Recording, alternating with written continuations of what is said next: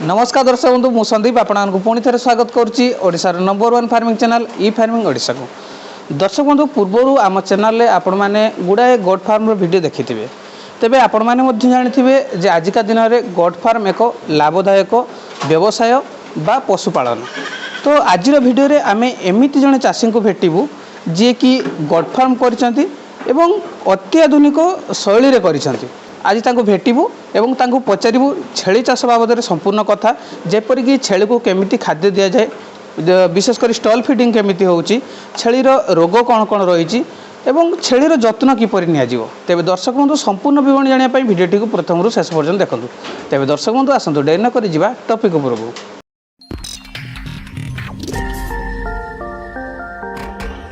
दर्शक बंधु आम सह चाषी जनक अच्छा सार नमस्कार। नमस्कार। सर्वप्रथम आपको आम यूट्यूब चैनल ई फार्मिंग ओडिशा को स्वागत करुच्ची। आपण ना और एठिकार ठिकाना टी आम दर्शक मान कह। मो ना हूँ श्री समराय बास्के आम ठिकाना हूँ एटा कहती गाँ अमरदा जे गाँ अमरदार लागिक गोटे गाँ अच्छे कहते बोधिमो आज्ञा अमरदा कहले समस्ते बुझेबे गाँ अमरदा गोटे से साथ मिसिकी अच्छी जो अमरदा पंचायत भितर गोटे बोधिमोह गाँ आज्ञा एटा कौ जिले में जाऊँ सर? एटा मयूरभंज जिले में जाऊँ। Block block Rajgovindpur. मुई आमर ओडिशा पशुपालन विभाग रे थी वेटरनरी टेक्नीशियन ऑफिसर थी आपणकर 2018 मसीह रिटायर्ड रिटायर्ड कलापर यही सब संस्था गोटे आरंभ कर देखिए घर तो किसी बसी बसी कम हम नहीं गोटे सब योजना गोटे करवा। निश्चय दर्शक बंधु कतार अच्छी ढिंकी स्वर्ग को धान कुटे जेहेतु सार थिले से विभाग रे अवसर पर कौन करेंगे तेणु गोटे भल पंथा आपणई आपण मैंने जापारे आज प्रश्न उत्तर निश्चय बहुत भल हम कहीं सार जेहेतु जड़े अभिज्ञ लोक। तो सार आरंभ करवा आपण केबेठू ये फार्म आरंभ कले? ये आरंभ कले बहुत पूर्वर है किंतु एटा आम आरंभ कलु ता आगु आम चलू किंतु यार पूरापूरी नामित कलु आपणकर 14 जून 2020। आज्ञा सेबेठू सक्रिय भाव छेड़ी ना छेड़ी ता आगु भी थिला आज्ञा सेठू आम आस्ते आस्ते को एटा को आस्ते आस्ते लोक जानिले तापर चली 2014-20 पाखु जून 14 रु।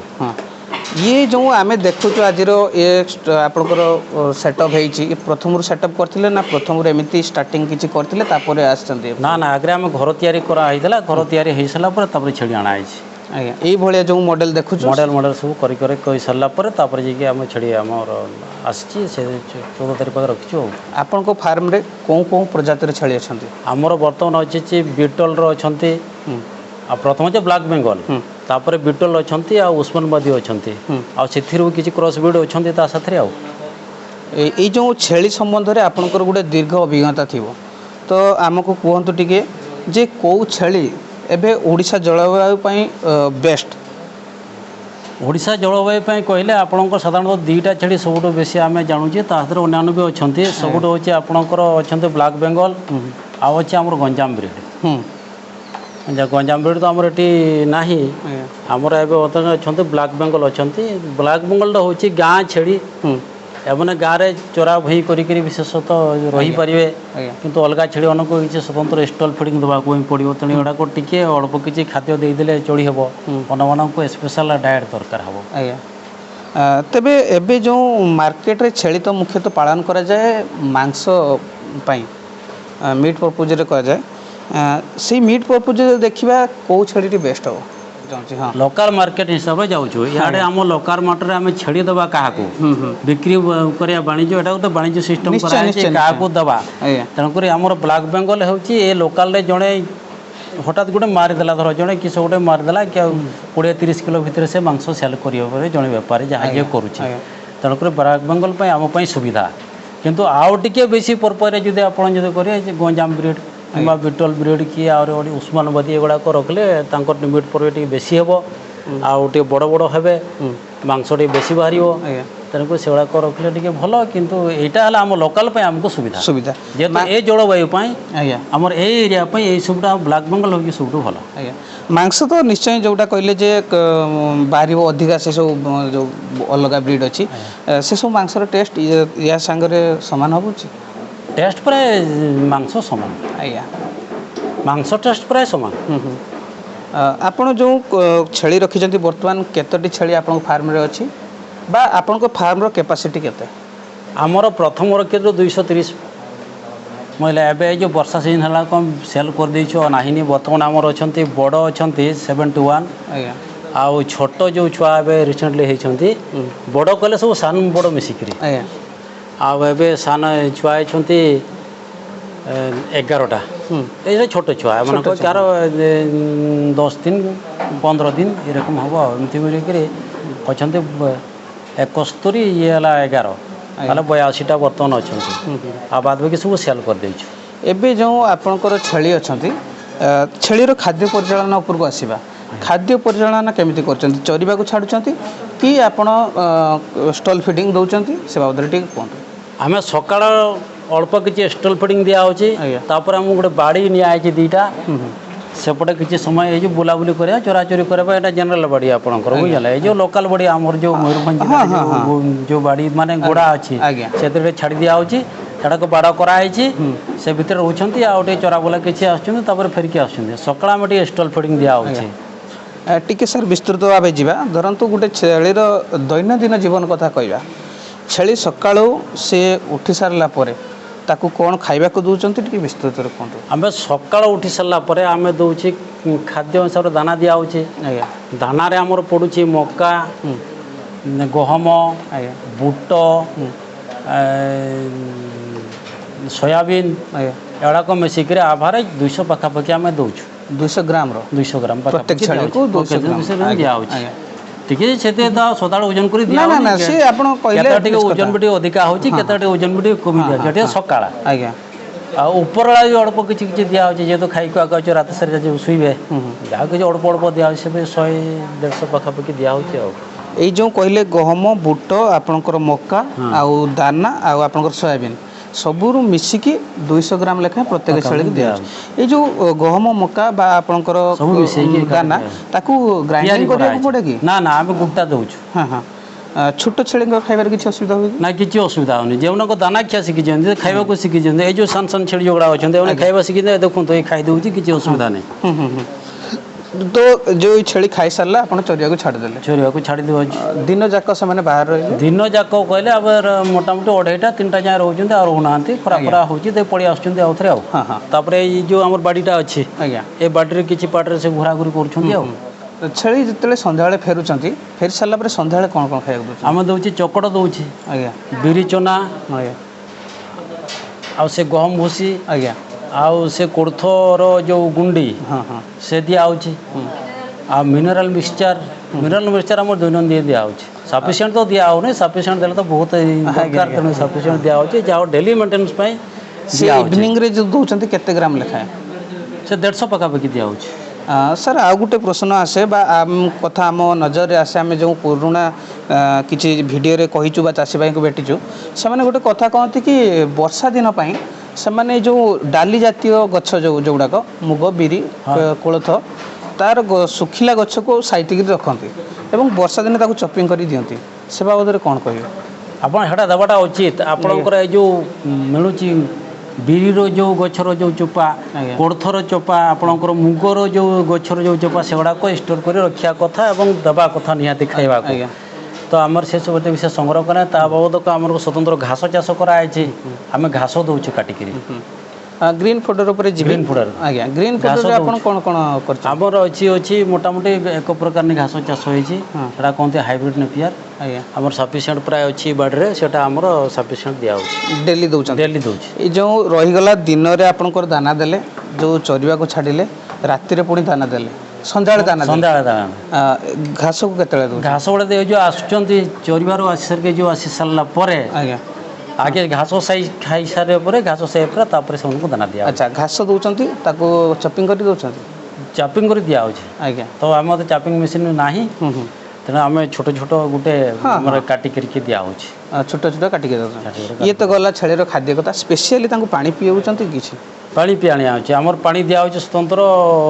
जो पानी रे हमर तुराणी साथरे मिनरल मिक्सचर तुराणी पानी किछि कैल्शियम सिरप कैल्शियम सिरप मिसेक गुड़े सब छिड़की जे जे तार कंजक्शन कर से सिरप दौचु अच्छा तो ये गला खाद्य परिचालना एबे आमे आसीबा छेलीर घर बाबद को छेली सेट बाबद को तो छेली घर को केमिति तैयारी करिया उचित बा जदि आपण तो ये जो सेट बनई ता बाबद आलोचना करवा जदि जड़े सर्वनिम्न छेली आरंभ करती केमिति सेट करिया दरकार टिके हमको आपणकर ये है गोटे यहाँ जो कराए आम गोटे स्पेशल जीरा टाइप गोटे एरकम रखले सबुठ सुविधा ऊपर रे तार आपणकर जो सन्तसंतिया जोड़ा कहते छेली जो परिश्रा परिश्रा करे सन्तसंतिया हो पार माने हेब नहीं तेणुक भाड़ी करके रखाई ये से सिस्टम कराई आउ छोट चाषी गोटे रखिले आप घर पाख रखा छोट बाँस जो फड़ा करके भाड़ी रखाटा सब भल तले शुइले छेड़ी मानकर देह टिके जो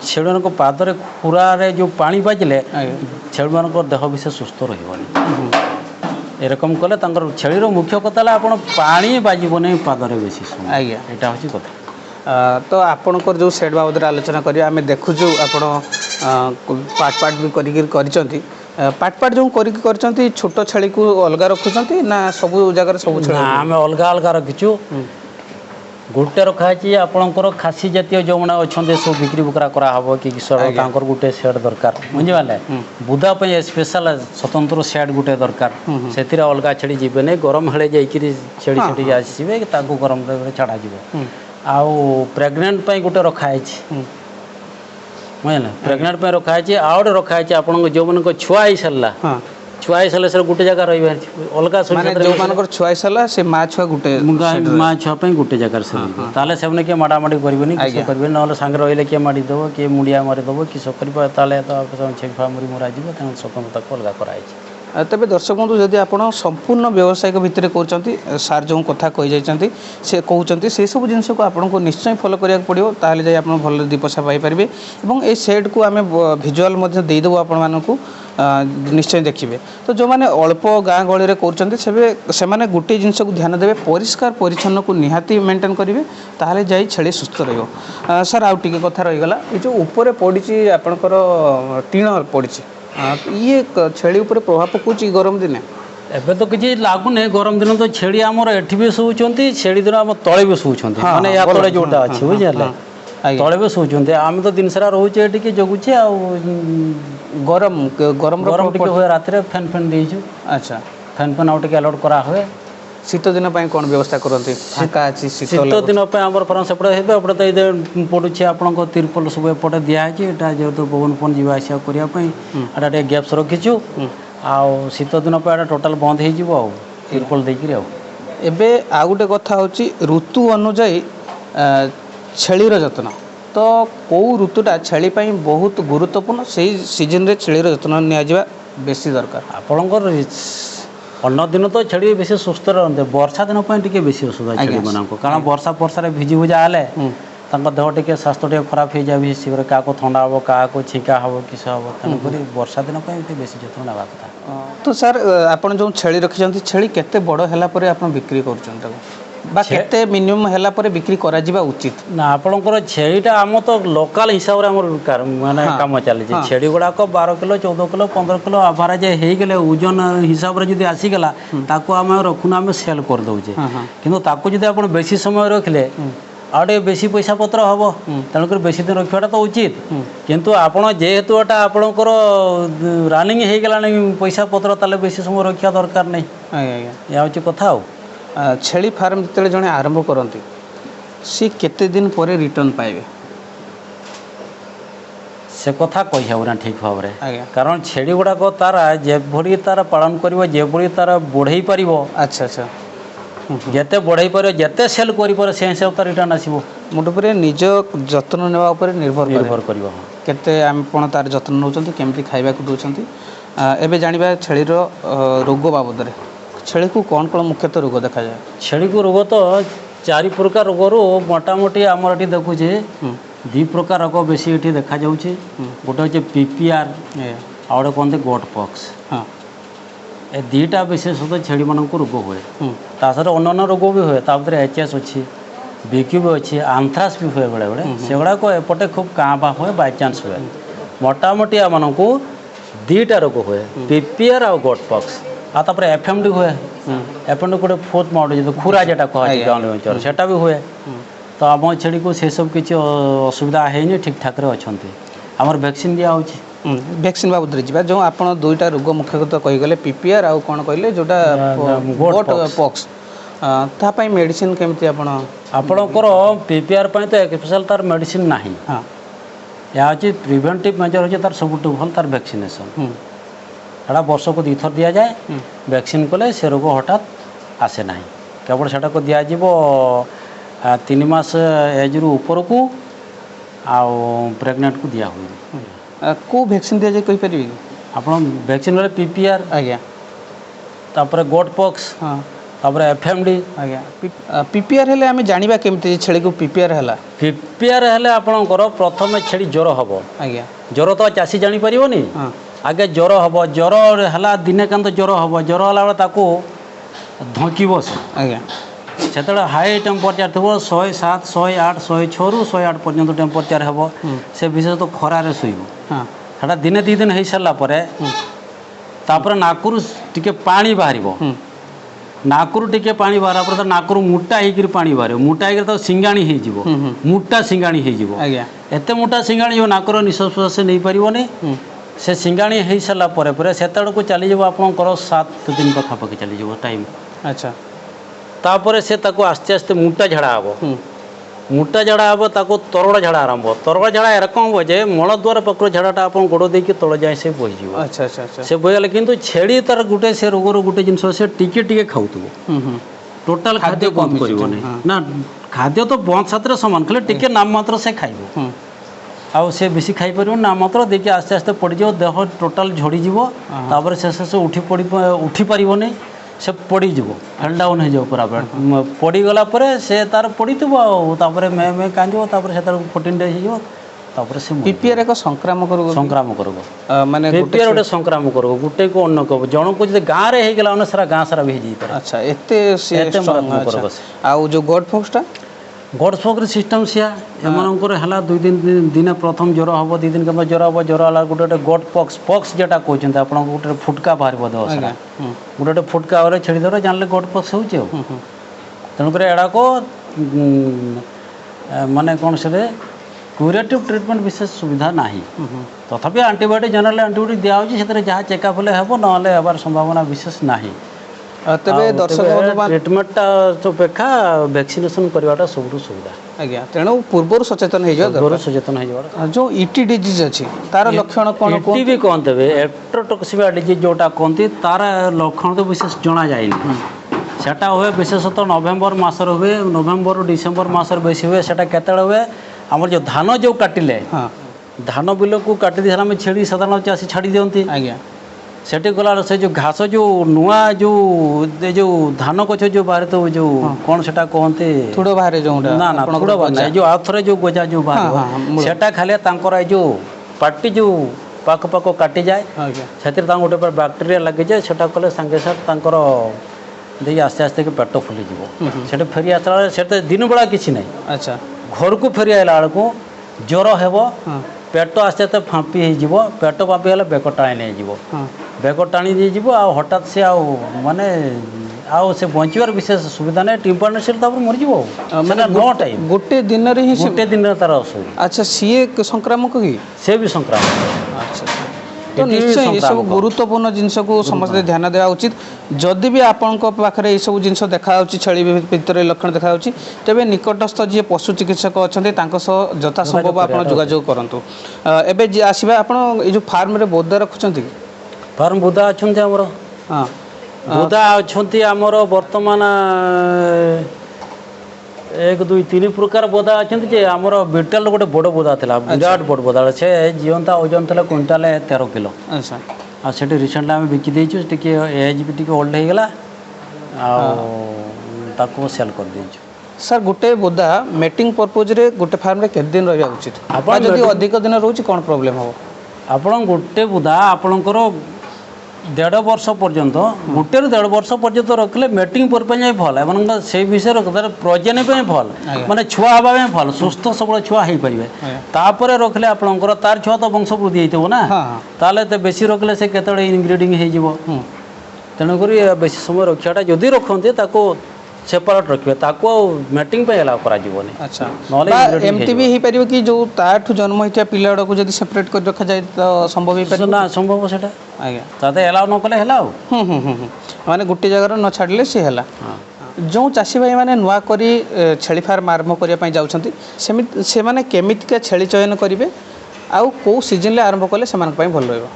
ଛେଳିର ଆପଣଙ୍କର ଚାଷ ପାଇଁ ସିଜନ୍ ସେମିତି ମାନେ କିଛି ସବୁ ସିଜନ୍ରେ ଆପଣ ଲୋକ ଚାଷ କରିପାରିବେ। ଆଜ୍ଞା ତ ଚୟନ କଥା କହିଲେ ଆପଣଙ୍କର ଦେଖିବେ ଯେ ଧାଡ଼ି ଗୋଟେ ସୁସ୍ଥ ସବଳା ହେଇଥିବ ବୋଦା ସୁସ୍ଥ ସବଳା ହେଇଥିବ ଆଉ ଛୋଟ ଛୋଟ ଚାଷୀମାନେ ଏତେ ବଡ଼ ଘର ତ କରିପାରିବେନି ତେଣୁ ଛୋଟିଆ ଘରରେ ବି ମୋଟାମୋଟି ଅତି କମ୍ଟା 10ଟା ମାଇ ଛେଳି ଏବଂ ଗୋଟିଏ ବୋଦା ନିହାତି ରଖିବାର ଅଛି। ଏବେ କ'ଣ ହେଉଛି କି ଚାଷୀ ଭାଇମାନେ ବିଭିନ୍ନ ହାଟରୁ ଯେଉଁ ଆମ ଗାଁ ଗହଳିମାନଙ୍କରେ ହାଟ ବସୁଛି ହାଟରୁ ଛେଳି ସଂଗ୍ରହ କରୁଛନ୍ତି। ତ ଯଦି ବି ସେମାନେ ସେଠୁ ଛେଳି ସଂଗ୍ରହ କରୁଛନ୍ତି ତେବେ ତାକୁ କେମିତି ଯତ୍ନ ନେଇକିରି ଫାର୍ମରେ ମିଶାଇବେ ତା ବଦଳରେ କୁହନ୍ତୁ? ଆପଣଙ୍କର ଛେଳି ହାଟରୁ ଆଣିଲେ ଆପଣଙ୍କର ତାର କିସ କୁହନ୍ତି ଆଜିକାଲି କ୍ୱାରେଣ୍ଟାଇନ୍ ଟାଇମ୍ କ୍ୱାରେଣ୍ଟାଇନ୍ ହଁ କ୍ୱାରେଣ୍ଟାଇନ୍ ଟାଇମ୍ ଆମର ହିସାବରେ ତ 14 ଦିନ ରଖିବା କିନ୍ତୁ 14 ଦିନ ଆଜିକାଲି କାମ ଦେଉନି ମୋଟାମୋଟି ମାସେ ପାଖାପାଖି 21 ଦିନଟା ନିହାତି ଆଜ୍ଞା ଅଲଗା ରଖିବାକୁ ପଡ଼ିବ। ତା ଭିତରେ ବାଇଚାନ୍ସ ଛେଳିର ରୋଗ ଯଦି କୌଣସି ପ୍ରକାର ଯଦି ଚାଲି ଆସିଲା ତାଙ୍କ ଦ୍ୱାରା ତାହେଲେ ଫାର୍ମ ଯେତେ ଛେଳି ଅଛି ସେ ଯେଉଁ କଣ୍ଟାଜିଅସ୍ ଯେତେବେଳେ PPR ଗଟ୍ ପକ୍ସ ଏଠି ବି ଥାଇପାରେ କାହା ଦ୍ୱାରା କହିହେବନି। ତେଣୁ ସେଇ ଯେଉଁ ରହିଲା ଆପଣଙ୍କର ଗୋଟେ ମାସ ଆପଣ କହୁଛନ୍ତି 14 ଦିନକୁ ଛାଡ଼ିକି ଗୋଟେ ମାସ କଥା କହୁଛନ୍ତି ଗୋଟେ ମାସ ଭିତରେ ଆପଣ ତାଙ୍କୁ କ'ଣ ଟ୍ରିଟମେଣ୍ଟ ଦେଇପାରିବେ ନା କେବଳ ୱାଚିଂରେ ରଖିବେ ତାକୁ ୱାଚିଂ ରଖିବାର ଅଛି ଖାଦ୍ୟପେୟ ଦିଆରୁ ମାନେ ତାକୁ ଜଗିବାକୁ ପଡ଼ିବ ତା ରୋଗ ପୋକ ହେଉଛି କିଛି ରୋଗ ପୋକର ଡାକ୍ତର ଦେଖି ଚିକିତ୍ସା କରାଇବେ ଆଉ 21 ଦିନ ପରେ ତାକୁ ମିଶାଇବେ ଫାର୍ମରେ ନ ମିଶାଇଲେ ବଡ଼ ହଇରାଣ। ଏବେ ସରକାର ବିଭିନ୍ନ ଯୋଜନା କରିଛନ୍ତି ଏବଂ ବିଭିନ୍ନ ସୁବିଧା ଦେଉଛନ୍ତି ଚାଷୀ ଭାଇମାନଙ୍କୁ ଯେଉଁ ଛେଳି ଚାଷ ପାଇଁ ଏବେ କ'ଣ ସୁବିଧା ଅଛି ବା ଆପଣ କିଛି ସୁବିଧା ନେଇଛନ୍ତି କି? ଆମେ ତ କିଛି ସୁବିଧା ନେଇନୁ ଛେଳି ଚାଷୀମାନଙ୍କର ତ ପାଇଁ ଆଜିକାଲି ବିଭିନ୍ନ ପ୍ରକାର ସରକାର ଯୋଜନା ତ ଅଛି ଆମେ ତା ଭିତରକୁ ଯାଇନୁ। ଆମେ ଗୋଟେ ଚାପ୍ କଟର ମେସିନ୍ ପାଇଁ ଗୋଟେ ଆମେ କରିଥିଲୁ ଆଜି ପର୍ଯ୍ୟନ୍ତ ତାର ହେଇପାରିନି ସବସିଡ଼ି କ'ଣ ମିଳିବା କଥା ତାର କିଛି ଭାଉଚର ଦେବା କଥା ଦୁନିଆ କଥା ସେ ସୁବିଧା ହେଇପାରୁନି। ଆଉ ଚାଷୀର କଥା ଆପଣଙ୍କର ଗଭର୍ଣ୍ଣମେଣ୍ଟର ସଂସ୍ଥା ଢେର ଅଛି ଛେଳି ଚାଷ କରନ୍ତୁ KSK ସ୍କିମ୍ର ଅଛି ଆହୁରି ଅନ୍ୟାନ୍ୟ ସ୍କିମ୍ର ବି ଅଛି ତାର ମୋଟାମୋଟି ଏଇନା KSK ସ୍କିମ୍ର ବେଶୀ ଦିଆହେଉଛି। ଆଚ୍ଛା ମୋର ଶୁଣିବା କେଉଁ ସ୍କିମ୍ଟା କହିଲେ ସାର୍ ଆଉ ଥରେ କ୍ଲିୟର KSK ଏଇଟା KSK କୃଷି ସଞ୍ଚାର ଯୋଜନା କ'ଣ ସେଇଟା କହୁଛନ୍ତି KSK ଆଉ କ'ଣ ମୁଖ୍ୟମନ୍ତ୍ରୀ କୃଷି ଉଦ୍ୟୋଗ ଯୋଜନା।